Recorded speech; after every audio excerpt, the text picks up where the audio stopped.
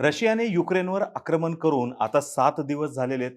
2 दिवसात युक्रेन जिंकता येईल असं पुतीन सहित सर्वांना वाटत होतं, पण तसं काही अजूनही झालेलं नाही.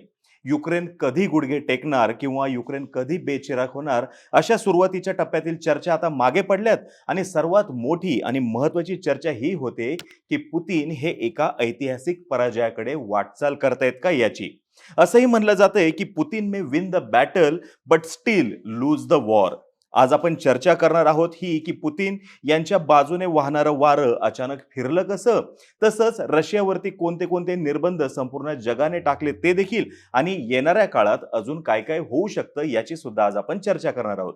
नमस्कार, मी अरुणराज जाधव बोल व्हिडिओवरती तुम्हा सर्वांचं अगदी मनापासून स्वागत करतो. सर्वप्रथम रशियाने कोणत्या कारणाखाली युक्रेनवरती आक्रमण केलं ते समजून घेऊयात. युक्रेन नाटोचा सदस्य होणार म्हणून आक्रमण केलं, बरोबर. परंतु जर का ऍक्च्युअल स्टोरी बघायला गेली तर वेगळं आपल्या समोर येतं. मुळात पुतीन यांचं स्वप्न आहे की पुन्हा रशियन साम्राज्य उभं करायचं. परंतु हे साम्राज्य उभारणीचं स्वप्न हे त्यांच्या एका गृहीतकावरती आधारित आहे, ते म्हणजे हे की युक्रेन काही हा स्वतंत्र देश नाहीये. युक्रेनच्या नागरिकांना युक्रेनच्या गव्हर्नमेंट पासून स्वातंत्र्य हवं आणि त्यांना रशियाचं राज्य हवंय. हे गृहीतक जे आहे हे पूर्णतः खोटं आहे. याला खोटं गृहीतक मी यासाठी म्हणतोय कारण की युक्रेनचा स्वतःचा असा हजारो वर्षांचा इतिहास आहे आणि कीव हे मॉस्कोच्या खूप आधीपासून एक समृद्ध शहर आहे. परंतु रशियाने बोललेलं हे जे खोटं आहे ते इतक्या वेळा खोटं बोललेले आहेत की आता हे खोटं खुद्द रशियालाच खरं वाटायला लागलेलं आहे, असं द गार्डियन वृत्तपत्राने म्हटलेलं आहे. युक्रेनवर आक्रमण करताना पुतीन यांना काही गोष्टी पक्क्या माहीत होत्या. त्यातली पहिली सर्वात महत्त्वाची गोष्ट म्हणजे त्यांना हे माहिती होतं की आपली मिलिटरी जी आहे ही युक्रेनपेक्षा ताकदवान आहे. क्रमांक 2 ते म्हणजे नाटो काही युक्रेनमध्ये सैन्य पाठवणार नाही, कारण की युक्रेन हा नाटोचा सदस्य नाही. त्याच्यामुळे नाटो या युद्धामध्ये सक्रिय सहभागी होणार नाही. क्रमांक 3 ला जे आहे ते म्हणजे युरोपमधल्या बहुसंख्य देश जे आहेत हे रशिया त्यांना देत असलेल्या गॅसवरती अवलंबून आहेत. त्याच्यामुळे युरोपमधले देश देखील या युद्धाच्या विरोधात भूमिका घेणार नाहीत, असं रशियाला वाटलं होतं. आणि याच गृहीतकांच्या जोरावर त्यांनी 2 लाखाच्या आसपास सैन्य युक्रेनमध्ये घुसवलं. प्लॅन होता जलद कारवाई करायची, तिथलं गव्हर्नमेंट जे आहे ते निष्कासित करायचं आणि स्वतःच्या मर्जीतला एखादा माणूस तिथं बसून सगळ्यांना फाट्यावर मारायचं. आता हे ते कसं झालं माहितीये का, लहानपणी आपण एकट्याने कॅरम खेळायचो.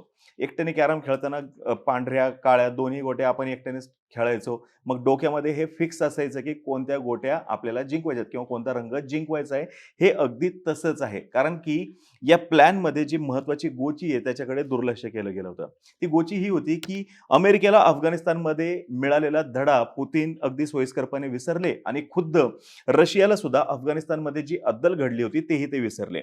आता कोणती अद्दल घडली होती ते सांगतो. It is much easier to conquer a country than to hold it, हे ते विसरले. म्हणजे कोणत्याही देशाला युद्धामध्ये नमवणं सोपं आहे, परंतु त्या देशाला आपल्या अधिपत्याखाली ठेवणं हे वाटतं तितकं सोपं नाही.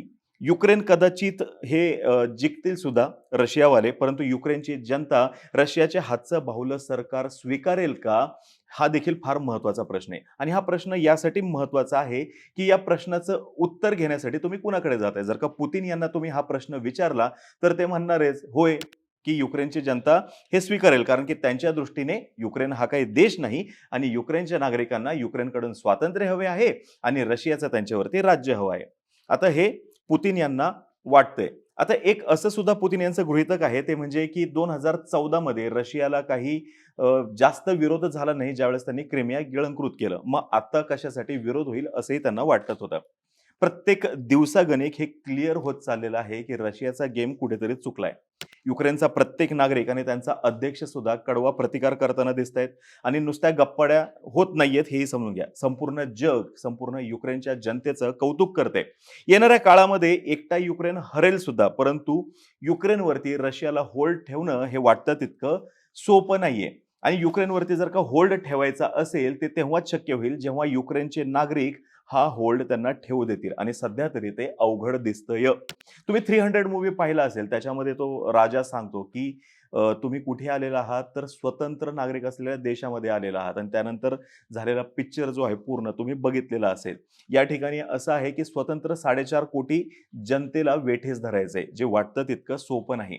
आज मी खूप सुंदर वाक्य वाचलं होतं. ते असं होतं, की रशियाचा नष्ट झालेला प्रत्येक टँक आणि युद्धात मारला गेलेला प्रत्येक रशियन सैनिक युक्रेनच्या नागरिकांचं बळ वाढवतोय आणि युक्रेनचा मारला गेलेला प्रत्येक नागरिक हा युक्रेनच्या नागरिकांचा द्वेष वाढवतोय. यामुळेच असं म्हटलं जातंय की रशियाचा गेम फसलेला आहे. USSRचं विघटन झालं तेव्हा रशिया आणि युक्रेन ही दोन भावंड जन्माला आली, परंतु पुतीन यांच्यामुळं आज दोन शत्रू राष्ट्र निर्माण झालेली आहेत. या संपूर्ण घडामोडीमध्ये युक्रेनने सुद्धा कमालच केलेली आहे. अगदी त्यांच्या अध्यक्षापासून या अध्यक्ष महोदयांनी कुटुंबासहित देश सोडण्याची त्यांना असलेली ऑफर नाकारली आणि अधिक दारुगोळ्याची मागणी केली. युक्रेनचे एक आजीबाई रशियन सैनिकाला रागवतानाचा व्हिडिओ सुद्धा व्हायरल झाला होता. एका पठ्ठ्याने तर स्वतःला टँक समोर झोकून दिलं होतं आणि हे ज्यावेळेस मी ही स्क्रिप्ट लिहित होतो त्यावेळेस मला देखील मंतरल्यासारखं झालं होतं बरं का. स्वतःच्या स्वातंत्र्यासाठी लढणारी जनता, नेता, स्वातंत्र्य मिळवण्यासाठी मोजलेली किंमत आणि ते टिकवण्यासाठी केलेली प्रयत्नांची पराकाष्ठा हे प्रत्येक भारतीय चांगल्या पद्धतीने जाणतो, म्हणून आपण त्याच्यासोबत थोडंसं रिलेट करू शकतो. युक्रेनने संपूर्ण जगाला बोलतं केलंय या आक्रमणाविरुद्ध. जर्मनी विरोध करणार नाही असं रशियाला वाटलं होतं, पण तसं काही झालं नाही. जर्मनीने देखील उघडपणे विरोध केलेला आहे आणि खुद्द पुतीन यांना रशियातून देखील विरोध होताना दिसतोय. या युद्धामुळे जगाला एक नवी दिशा नक्कीच मिळणार आहे. शत्रू बलाढ्य जरी असला तरी डरने का नाही हे आज युक्रेनने सिद्ध केलेलं आहे. एक अजून फार महत्वाचा मुद्दा जो की लढाईतल्या नियमासंदर्भातला आहे. लढाईतला एक नियम असं सांगतो, असं म्हणजे मी नाही, मिक रायन जे ऑस्ट्रेलियन आर्मीचे रिटायर्ड जनरल होते त्यांनी सांगितलंय, तो म्हणजे कधीही अटॅक करताना 3-1 या प्रमाणात अटॅक केला जातो. रशियाने त्यांचे जवळपास 1,90,000 सैन्य युक्रेनमध्ये घुसवलं आणि युक्रेनचं ऍक्टिव्ह सैन्य आहे 2,05,000 आणि याच ठिकाणी रशियाचं गणित चुकलं की त्यांनी युक्रेनला अंडर एस्टिमेट केलं.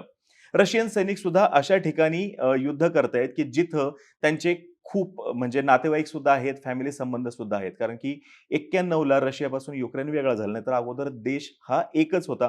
आणि युक्रेन नागरिक लढतायत कशासाठी? त्यांच्या जीवितासाठी, कुटुंबासाठी, देशासाठी, स्वातंत्र्यासाठी आणि लोकशाहीसाठी. त्याच्यामुळं नैतिक बळ हे युक्रेनचं मोठं आहे, हेही समजून घ्या. पुतीन यांना त्यांच्या मर्जीतला माणूस अध्यक्ष म्हणून हवा आहे युक्रेनचा, परंतु ते म्हणजे सोयीस्करपणे विसरतायत की युक्रेन हा लोकशाहीवाला देश आहे. डोक्यावर आणून बसवलेला माणूस ते स्वीकारतील का? रशियाला युक्रेनची युरोपकडे असलेली ओढ कुठेतरी कमी करायची होती, परंतु ह्या सर्व गोष्टींमुळे झालंय असं की युक्रेनची आता युरोपकडे असलेली ओढ ही वाढलेली आहे. झेलेन्स्की या त्यांच्या अध्यक्षाला रशियाने या सर्व त्यांच्या भूमिकेमुळे एका वेगळ्याच उंचीवर नेऊन ठेवलेलं आहे आणि त्यांची जी इमेज आहे तीही लार्जर दॅन लाईफ करण्याला त्यांनी हातभार लावलेला आहे. आता अजून एक महत्वाचा मुद्दा, युद्ध वगैरे ह्या सगळ्या गोष्टी, ह्याच्यामध्ये सर्वात महत्वाची गोष्ट जी असते ती म्हणजे टाइम. युक्रेनच्या जनतेचं घर तिथंच आहे, म्हणजे कितीही वेळ ते लढण्यासाठी तयार असणार आहेत, अगदी शेवटच्या श्वासापर्यंत. त्यांना आर्थिक आणि लष्करी ताकद संपूर्ण जगातून भेटतच राहणार आहे. खिंडीत सापडलाय खरा रशिया. ऑलरेडी त्यांची इकॉनॉमी डबघाईला आलेली होती. या युद्धखोर भूमिकेमुळे संपूर्ण जगाने त्यांच्यावरती मोठ्या प्रमाणात निर्बंध टाकलेले आहेत आणि घरातूनच त्यांना मोठ्या प्रमाणात विरोध होताना दिसतोय.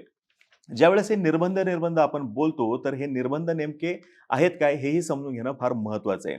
आता हे जे निर्बंध टाकलेले आहेत हे नजीकच्या काळातील सर्वाधिक कडक निर्बंध आहेत.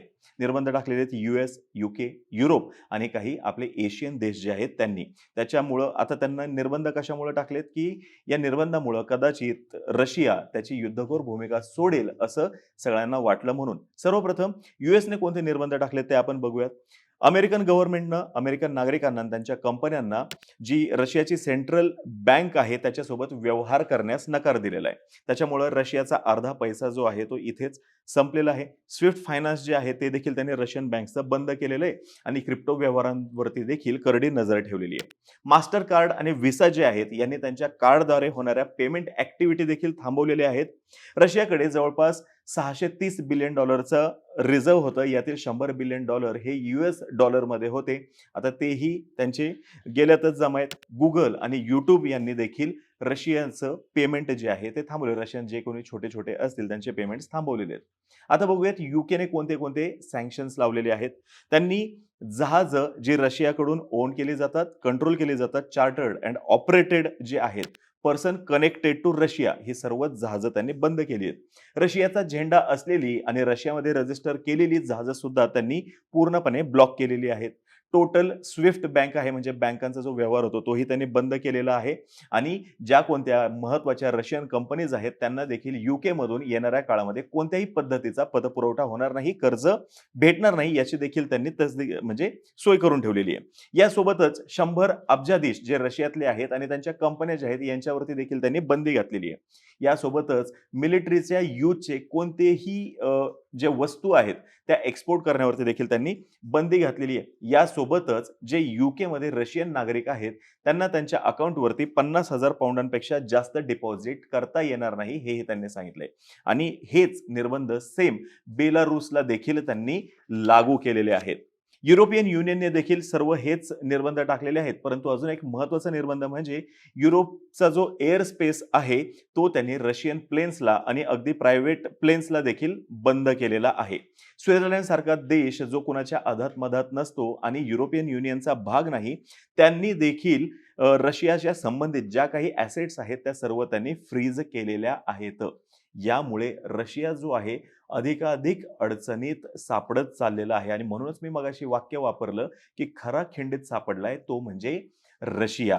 शेवटाकडे येताना एकच गोष्ट सांगतो ते म्हणजे पुतीन युक्रेन आज नाही तर उद्या जिंकतीलच, परंतु ते युक्रेन नागरिकांना जिंकू शकणार नाहीत. ते वाटतं तितकं सोपं नाहीये. त्याच्यामुळंच चर्चा हीच होतीये की रशिया कदाचित युद्ध जिंकेल, परंतु पुतीन मात्र हरतील. तुम्हाला आपली आजची ही माहिती कशी वाटली हे खाली कमेंट बॉक्समध्ये नक्की सांगा. तुम्हाला जर काही याच्याविषयीची अजून काही माहिती असेल तीही खाली कमेंट बॉक्समध्ये नक्की सांगा. तोपर्यंत बोलबिडू या आपल्या YouTube चॅनलचे सर्व व्हिडिओज लाईक करा. आम्हा सर्वांचे व्हिडिओ जास्तीत जास्त लोकांपर्यंत पोहोचवा आणि चॅनलला सबस्क्राईब करायला तेवढं विसरू नका. धन्यवाद.